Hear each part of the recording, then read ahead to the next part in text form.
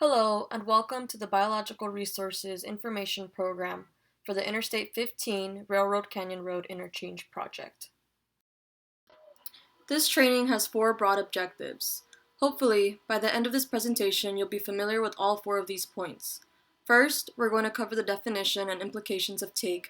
Then we'll move on to what your responsibilities are if you encounter a regulated species. We'll have a brief introduction to the protected species associated with this project, and then we'll go over some general mitigation measures that need to be followed in order to prevent any incidents of take. We'd like to emphasize that this training is meant to supplement, not replace the training information handouts that you should have received before watching this video. If you have not received a training pamphlet or booklet, please request one from your supervisor or on-site alluvian biologist. Let's start by discussing take. Take is a broadly defined term. Under the Federal Endangered Species Act, take means to harass, harm, pursue, hunt, shoot, wound, kill, trap, capture, or collect, or to attempt to engage in any such conduct. Penalties for take will vary from species to species. However, any individual found to be committing unsanctioned take may be dealt hefty fines and in some cases up to a year in jail time. These penalties are assessed for each instance of unsanctioned take. The California Endangered Species Act has similar civil and criminal penalties on state-listed species. These penalties can be up to $5,000 to $10,000 and or a year in jail time. There are additional regulations and penalties that also pertain to the take of a protected species, including the Migratory Bird Treaty Act and the California Fish and Game Code sections 3503, 3503.5, and 3513. Again, penalties for violating these regulations includes fines and or jail time. Other regulations associated with this project aim to protect water bodies under the Clean Water Act and the Western Riverside Multiple Species Habitat Conservation Plan. Penalties are associated with the physical alteration of water bodies under Section 401 and 404 that can be up to $50,000 per violation and or 3 years in jail. Penalties will increase with subsequent violations. So what should you do if you encounter a regulated species on the project? The very first thing you should do is ensure that you do not touch or approach the animal. You should then immediately suspend work within the area the animal was found, especially if this work would result in take. Your next step is to notify your supervisor or the on-site biologist. If a biologist is not on site, please contact General Lockhart at the number listed on this slide and in your training materials. Unless otherwise noted in your training materials, a 100-foot no-work buffer will need to be established around the species of concern until it either moves off the project site of its own volition or until permission is received from the regulatory agencies to reduce or eliminate the no-work buffer. The next couple slides will give you a brief overview of all the listed species and regulated species that occur on this project site. The burrowing owl is a small brown mottled owl standing 7 to 9 inches in height. True to its name, the burrowing owl nests in a hole in the ground. Although it is quite willing to dig its own burrow, it often uses one already provided by prairie dogs, skunks, ground squirrels, or tortoises. Burrowing owls require habitat with 3 basic attributes: open, well-drained terrain, short, sparse vegetation, and underground burrows. During the breeding season, they may also need enough permanent cover and taller vegetation within their foraging range to provide them with sufficient prey. Burrowing owls occupy grasslands, deserts, sagebrush, scrub, agricultural areas including pastures and untilled margins of cropland, earthen levees and berms, coastal uplands, and urban vacant lawns, as well as the margins of airports, golf courses, and roads. Breeding in California can start as early as January and continues through September. The peak for breeding is April. Burrowing owls can lay 1 to 11 eggs. The young hatch in about 30 days and fledge at 44 days. They will remain at the burrow for some time, foraging at night with the adults. In Northern California, owls migrate south during September and October. The southwestern willow flycatcher is a small flycatcher measuring 5 to 6 inches in length. Plumage is usually olive green with 2 white wing bars on each side of their body. This species is difficult to distinguish from other co-occurring flycatcher species, but is differentiated by its distinct Fitzhugh call and its close association with willow habitats. It is primarily found close to water bodies at high elevations above 600 feet throughout Southern California. Breeding takes place in late spring and early summer. Nests are built about 2 to 5 feet above the ground in low brush or scrub within willow habitat. Females incubate a clutch of up to 4 eggs for 12 to 13 days. Young fledge after about 13 to 14 days. Least Bell's vireo is a small songbird measuring 4 to 5 inches in length. This species is drably colored with few distinct markings, but may be identified by its characteristically rapid warbling vocalizations.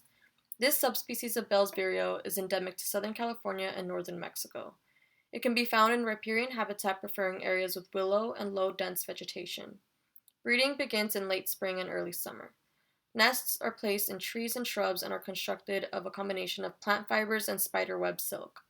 Clutches of 3 to 5 eggs are incubated for a period of 14 days, and nestlings typically fledge after 11 to 12 days.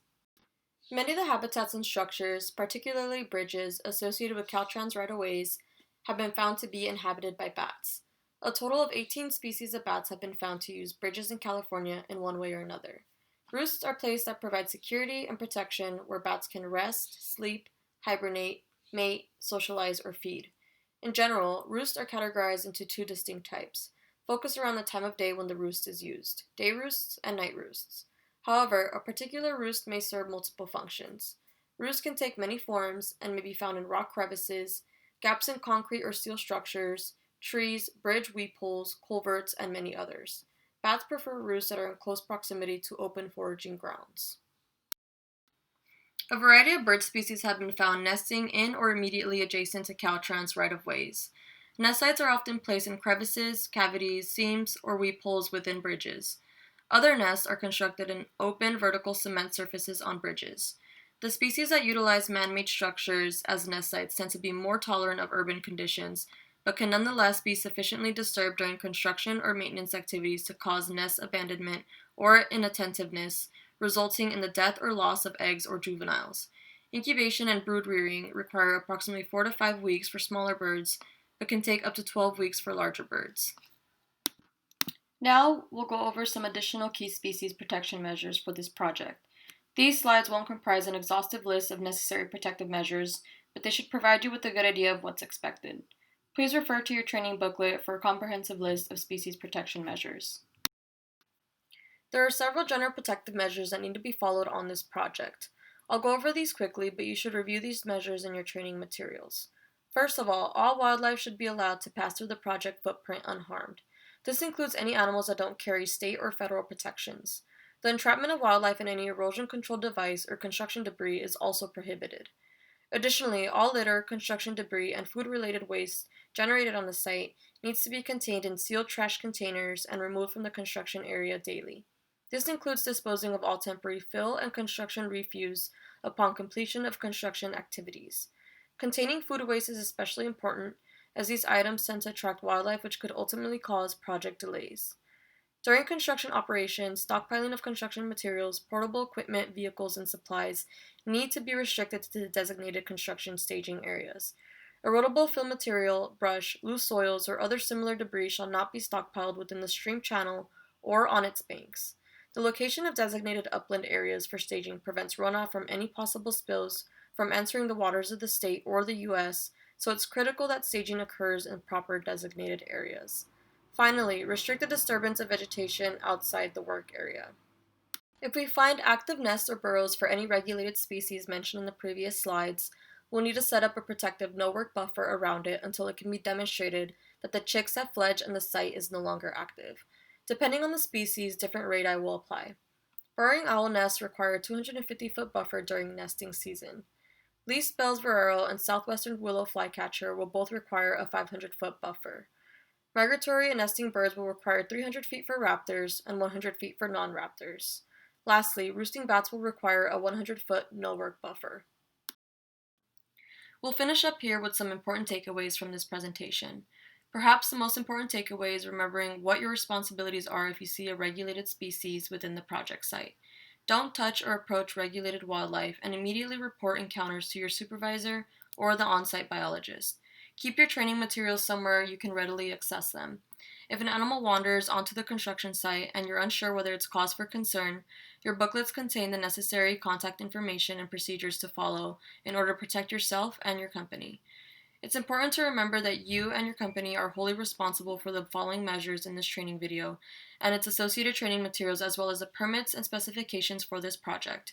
So please revisit this video and your training materials as needed. This concludes the Biological Resources Information Training video.